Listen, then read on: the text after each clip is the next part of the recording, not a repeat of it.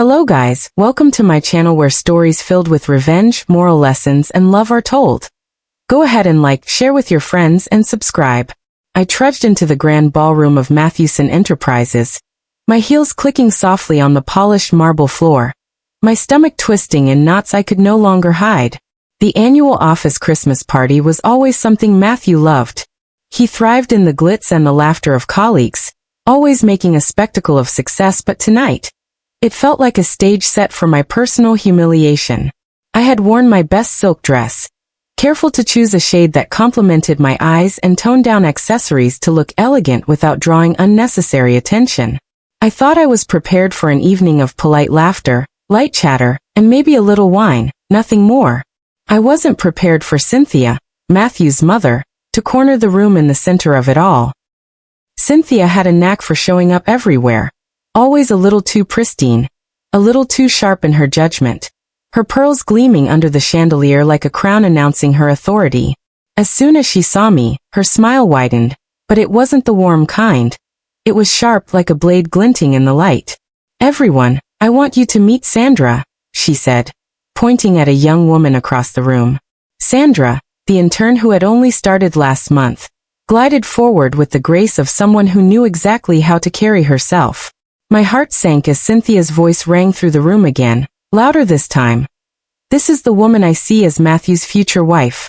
Young, lovely, and ready to start a family without distractions." I froze. My lips parted, but no words came out.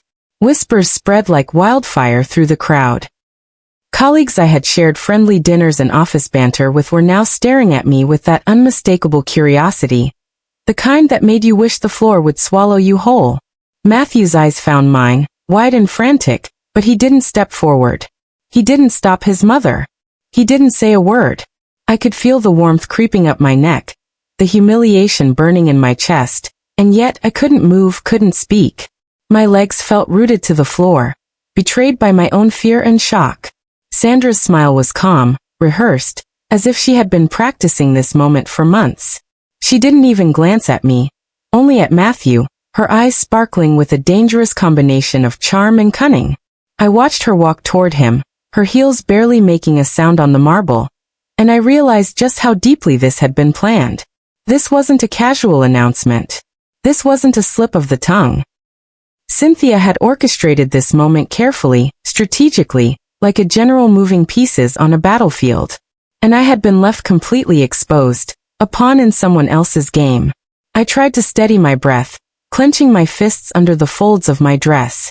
"Matthew, what is—" I began, my voice trembling, but Cynthia interrupted, placing a hand on her son's arm. "Darling, don't you think Sandra is perfect? She's sweet, young, and devoted. Everything I always dreamed you'd have." Her tone dripped with smug satisfaction, and I felt my chest tighten. Everything I had built, every ounce of love and trust one had poured into our marriage, was evaporating in the space of a single sentence. I could see the polite smiles of the other guests falter, some shifting uncomfortably, unsure whether to speak, laugh, or avert their eyes. I wanted to run, to flee this luxurious cage of judgment and deceit, but the air felt thick, trapping me in the glare of everyone's curiosity. Matthew opened his mouth, and for a moment, I thought he might try to defend me, but his words faltered, and he looked away, glancing at Sandra as if tethered to her presence. My stomach knotted tighter. Months of subtle unease, of small inconsistencies I had noticed but dismissed, now collided in my mind like a storm breaking against a cliff. His new cologne, the late nights at work, the unexplained dinners charged to our joint account, all pointed to a betrayal I had refused to acknowledge. And now it stood before me, radiant and smiling, while I was left to swallow my humiliation in front of everyone I knew. I could hear the soft clinking of glasses, laughter that sounded hollow, and yet the room was all eyes on us. Sandra moved effortlessly, chatting with Cynthia and the other guests, asking questions about Matthew's work and office politics, her charm seemingly effortless. Meanwhile, I stood frozen, every nerve screaming, every heartbeat echoing loudly in my ears. I felt a rush of anger, a surge of disbelief. How had I not seen this coming? How had I missed the subtle signs that Matthew had been slipping away from me, drawn to this calculated, young woman who had wormed her way into our lives? Cynthia leaned in close to me, her voice soft but venomous. You've done well, dear, keeping the home together, but don't you think it's time to consider your own priorities? Sandra seems much more compatible with Matthew's lifestyle. Her words were like shards of glass sliding into my chest. Compatibility. Priorities. She was telling me in front of everyone that I was no longer enough. That my years of love, compromise, and support had been replaced by youth, obedience, and strategic allure. I felt a hot tear sting my eye, and I blinked it away furiously. I wouldn't cry, not here, not now. But inside, the betrayal dug deep, twisting every memory, every trust one had placed in Matthew, into something sharp and bitter. The party continued around me, music swelling, laughter and conversation filling the space, but it might as well have been a silent room. I watched Sandra interact with everyone, her movements precise, her smiles calculated. She was harvesting information, weaving a web, and I could see it so clearly now. Months of subtle favoritism, access to privileged information, and private jokes shared with my husband all pointed to this moment, this unveiling. And Cynthia, the woman who had helped orchestrate it, stood proud and satisfied, as if my devastation was a badge of her triumph. I finally found my voice, small but steady. Cynthia, that's enough, I said, letting my tone carry authority I didn't fully feel. Her smile faltered, just for a fraction of a second, and Matthew tensed beside her. Sandra tilted her head slightly, curiosity flickering in her expression. The room fell into a quiet murmur, sensing tension, sensing the clash of wills that had just erupted. I wanted to say more, to tear into the smugness that had just humiliated me publicly, but I held back, letting my gaze sweep over the room. I was taking note of every whisper, every glance, every subtle shift in posture. This was the first battle, and I wouldn't let it end with me as the casualty. As the night stretched on, I moved through the crowd with a quiet, controlled fury, engaging in conversations while my mind replayed every awkward smile, every telling glance, every subtle move Matthew had made over the last months. I realized that tonight was not just humiliation, it was revelation. The cracks had always been there. I had chosen to ignore them, and now, standing amidst the glittering lights and polished smiles, I understood that the only way forward was to expose the truth, to peel back the layers of deception that had been wrapped around me. The party would end, the music would fade, but my resolve had crystallized. The woman standing beside my husband, smiling and poised, would not walk away unchallenged. It all came crashing back as I sat alone the next morning, replaying the party in my mind with surgical precision. I kept asking myself how I hadn't seen the signs sooner, how Matthew's betrayal had been unfolding right under my nose while I blindly trusted him. The first red flag had been subtle at first, almost laughable in hindsight. His work hours had become unpredictable, and not in the normal busy executive way. He would disappear on weekday evenings, claiming last-minute meetings. Yet I'd later discover those nights corresponded with charges on our joint credit card for expensive dinners at restaurants I'd never heard of. The pattern was there, I just hadn't wanted to acknowledge it. Then there was the cologne. It was subtle, a fresh, youthful scent that seemed to announce his presence before he walked into a room. He claimed it was a gift from a client, a promotion perk, but my instincts had tingled every time I caught the faint trace.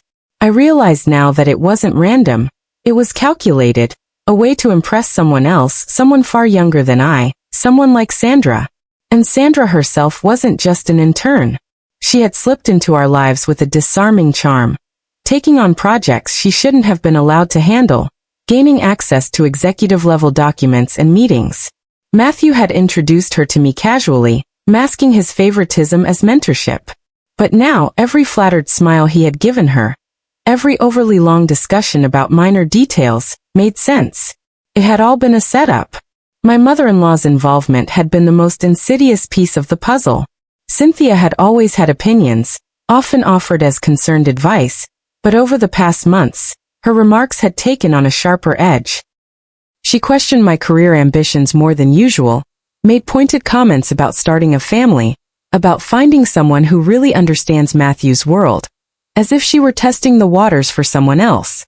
I had brushed it off at first, thinking her over-involvement was typical motherly concern. But now I could see her hand in everything, nudging Matthew subtly, praising Sandra in private, preparing both of them for the night that had shattered me. Every casual remark, every lingering look, every friendly suggestion about the future had been laying the foundation for my public embarrassment. Even the financial statements told their story, though I had almost missed it. I had noticed odd transactions, strange credits, but attributed them to his business dealings, trusting him without question. Months later, I could see how he had been hiding extravagant dinners, gifts, and hotel stays all for Sandra. The pattern of secrecy was staggering in hindsight. Every time I asked him about a particular expense, he had an excuse ready, rehearsed and convincing, a testament to how deeply he had planned this deception. It was a web of lies that extended beyond him, weaving in his mother's influence and Sandra's manipulations, all aimed at undermining my place in his life. The warning signs weren't just in his behavior, they were in his attitude toward me.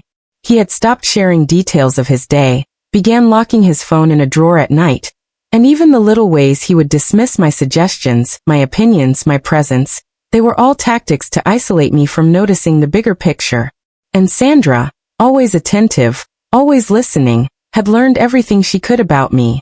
From the projects I managed to the way Matthew reacted in private moments, she absorbed every detail, using it to her advantage.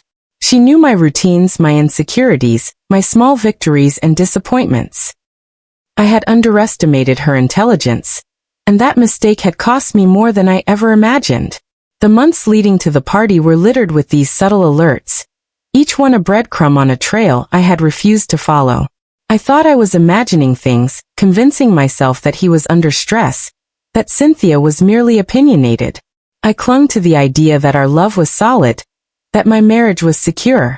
But the truth, now glaringly obvious, was that I had been watching the pieces of my life being moved around a board I hadn't realized existed. Each missed dinner, each long night at the office, each sudden trip, all were steps in a careful choreography I hadn't been invited to, one that led straight to the humiliation I had endured at the party. I remembered the mornings when Matthew would shower immediately after coming home, a small but telling behavior. It seemed innocent at first, hygienic even, but in context it was a signal.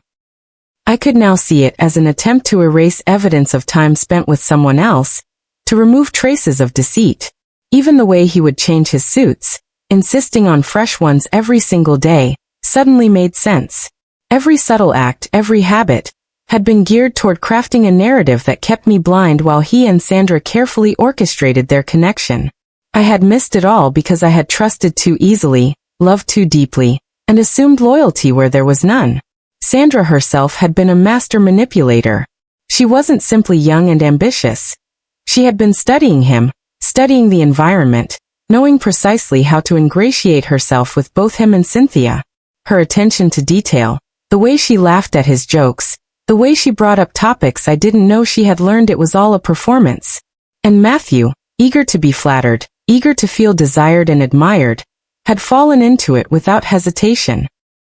I had been blind to the charm offensive, blind to the meticulous planning that had been unfolding around me. The thought of how carefully this had been arranged made my blood boil, but it also clarified the path I needed to take forward. I had noticed Sandra's arrival at the company had been unusually smooth. She bypassed standard protocols, received executive-level access that interns shouldn't have had, and seemed to have confidential knowledge about projects and budgets. Matthew's favoritism had been blatant at times. Lingering glances, inside jokes, private meetings in quiet corners of the office. Every interaction was a thread in the tapestry of deceit.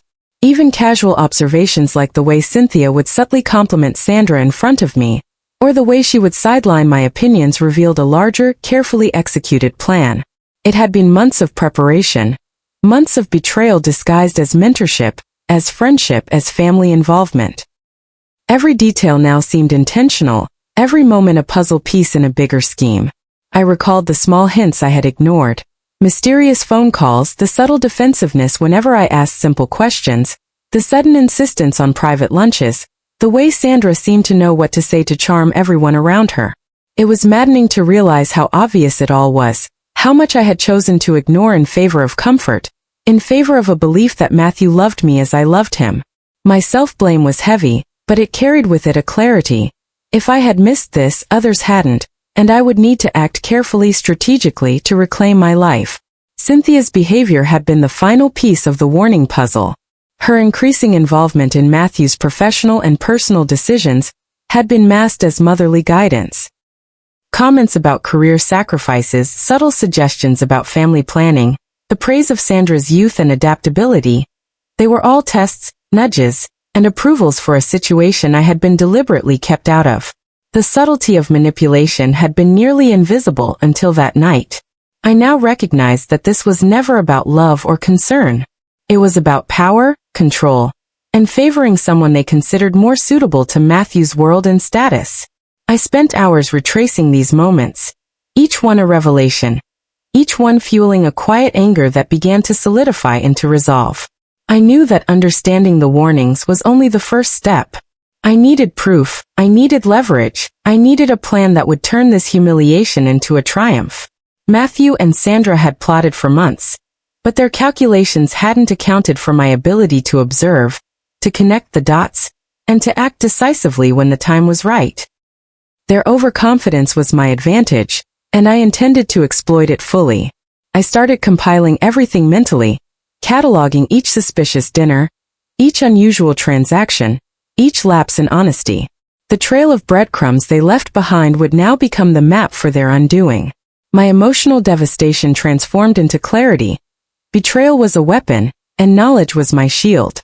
I knew that the next encounter would not be a repeat of the Christmas party humiliation. I would confront them with precision, expose their deceit, and reclaim not just my dignity but the life that had been slowly chipped away. Sandra and Cynthia might have orchestrated the spectacle, but I would write the final act. The day I confronted the truth began quietly, almost deceptively so. I had spent weeks collecting evidence, piecing together the months of subtle betrayals into a coherent map of deceit. Matthew and Sandra had been meticulous, but their arrogance blinded them to the trail of digital footprints, receipts, and whispered conversations that had accumulated around them. I had learned patience the hard way, and now that patience was ready to serve me. The office had returned to its usual hum after the party, but beneath the normal chatter, the tension of impending exposure lingered in my chest, like the steady thrum of a heart about to break free. I called Matthew into the study at our apartment under the guise of discussing routine finances. His expression was a mix of fatigue and relief. He assumed the war was over, that the party embarrassment had faded into a distant, forgettable event. Sandra, ever careful, had been absent from the office, giving me the perfect window to act. As soon as the door clicked shut behind us, I let the first pieces fall. "Matthew, we need to talk about everything, your work, your finances, Sandra," I said, letting the words hang heavy in the room. His eyes darted nervously, the rehearsed charm slipping like sand through fingers. He tried to interrupt, but I raised a hand, signaling him to listen. I laid out the evidence systematically. Credit card statements showing expensive dinners and hotel stays, email exchanges he thought were private, and screenshots of his late-night communications. Each piece I presented was precise, undeniable. Matthew's face went from disbelief to panic as he realized the full scope of what I had uncovered. I watched him squirm, sweat forming at his temples, the arrogance and smugness of the Christmas party evaporating in the face of hard proof. I can explain," he stammered, his voice weak, faltering. But there was no explanation that could undo months of deceit. Not tonight. Not ever. Then came Sandra's role in the unraveling, though she wasn't physically present. I revealed what she had hidden. Her true identity. Sandra wasn't just an intern seeking experience. She was Emily Morrison's daughter, the daughter of Walter Morrison, our company's largest shareholder. She had been tasked with investigating Matthew's financial activities after suspicious discrepancies were reported. I watched Matthew's eyes widen as comprehension dawned. Every favor he had received, every shortcut he had exploited, every attempt to manipulate the system, had been under scrutiny. Sandra had not only seduced him, but had carefully gathered evidence of his unethical behavior. I continued, my voice firm, unwavering.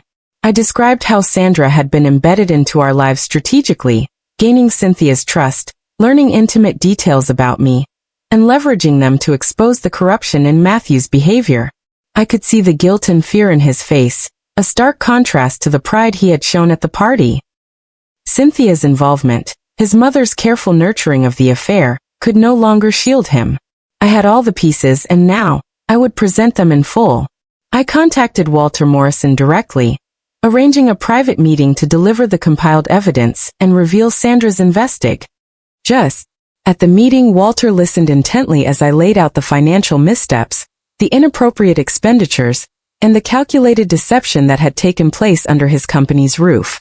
Emily, standing beside him, confirmed the timeline, her expression composed but resolute. Sandra volunteered for this, Walter said quietly, his voice carrying both pride and gravitas. Her background in forensic accounting and corporate security made her perfect for this assignment. She ensured that no fraudulent activity went unnoticed. I nodded, a surge of vindication coursing through me. Matthew's schemes had been thorough, but even the most carefully laid plans are vulnerable when faced with truth and intelligence. The fallout was immediate. Matthew was suspended from his role, and the board launched a full investigation into his activities. Sandra's involvement became public, but in a way that portrayed her not as a homewrecker, but as a skilled investigator who had exposed corporate malfeasance. Colleagues whispered, some congratulating me quietly, others stunned by the dramatic reversal. Cynthia was left to reckon with the fact that her orchestration of the Christmas party had not only failed but had contributed to her son's professional downfall. The humiliation I had endured was now mirrored back to her, a taste of her own medicine. As the legal proceedings moved forward, Matthew's fraudulent activities were confirmed in court. His termination was permanent, and the judge handed down sentences reflecting the severity of his misconduct. I sat in the courtroom not with bitterness, but with a calm sense of closure. The months of betrayal, of secrecy, of quiet suffering had led to this resolution.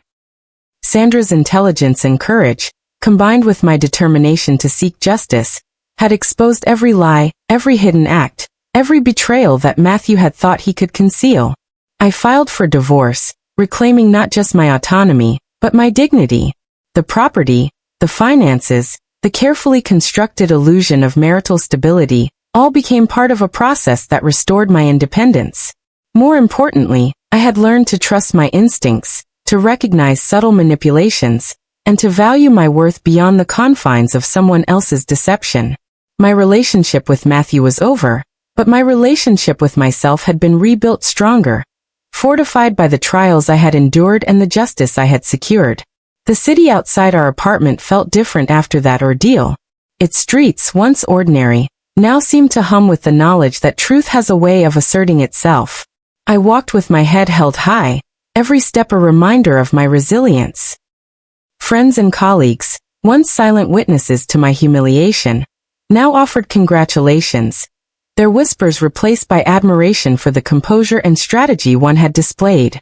The sense of betrayal I had felt transformed into empowerment, a potent reminder that even when deceived by those closest to us, clarity and patience can turn the tide in our favor. In the aftermath, I reflected on the lessons embedded in the chaos. Matthew's arrogance, his assumption that charm and secrecy could shield him, had been his undoing. Sandra's intelligence and dedication had ensured that justice was served, but it was my resolve to act, to compile evidence, and to confront the truth that made the decisive difference. Cynthia, who had sought to orchestrate an ideal scenario for her favored choice, had inadvertently accelerated her son's downfall. Life, I realized, has a way of balancing itself, and sometimes the most meticulous schemes crumble under the weight of integrity and courage. The experience left me stronger, wiser, and unapologetically aware of my worth. I no longer questioned my judgment, or allowed my trust to be manipulated. Every betrayal I endured became a lesson in vigilance, a reminder that strength is cultivated through adversity. The journey from humiliation to empowerment was not immediate, nor was it easy, but it was complete. Matthew's professional and personal consequences served as a testament to the inevitability of truth, and I emerged with clarity, dignity, and renewed purpose. Sandra's presence in the narrative had been surprising, even at first unwelcome. Yet, her role underscored the value of intelligence, patience, and strategic action. I had learned that the right alliances, even unexpected ones, could turn devastation into vindication. The evidence, the meetings, the careful presentation, all of it had been orchestrated with precision, culminating in a justice that felt not only deserved but inevitable. I walked away from that chapter of my life knowing I had reclaimed every ounce of my dignity, every shred of respect that had been jeopardized, and every opportunity to rebuild on my own terms. As the weeks passed, I began to rebuild, reconnecting with friends, pursuing passions that had been sidelined, and focusing on personal growth. The pain of betrayal softened into a quiet memory, a scar that reminded me of what I had endured and what I had overcome. Every challenge faced had strengthened me.